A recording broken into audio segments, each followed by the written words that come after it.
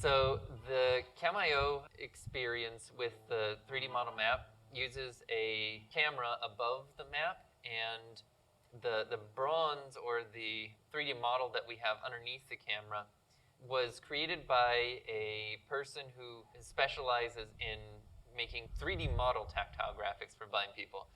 So it's a miniature of the playground, but we've strengthened a few areas and made a few pieces much larger than they would really be in real life, but they're recognizable so that when you actually touch the object, you say, that's a swing, that's some kind of spinner, that's a ramp.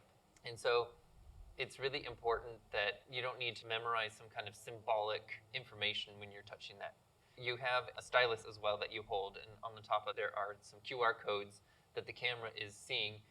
The CamIO system that the iPad is running has a way to figure out where the tip of the stylus is touching when it sees those QR codes. And so that's how we can put these virtual labels on the 3D model. So when you touch the different objects, it says their name, and then if you hold it there, it will say the description of the object. So that's the 3D model map. And then for the digital auditory experience, you can go visit on the website. You are a character and use your arrow keys to move this character around the environment.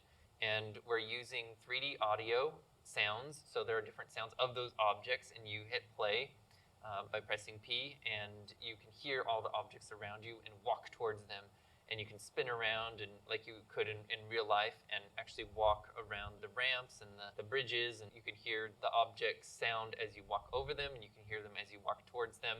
And when you go onto an object, it'll say the name of that object, and you move based off of how far you want to. So it's a user-designated distance. So you move typically 1 meter, that's the default, but you can go half a meter or 6 meters or however far you want to travel. And you can learn the information that you would when touching the map by using this digital experience as well.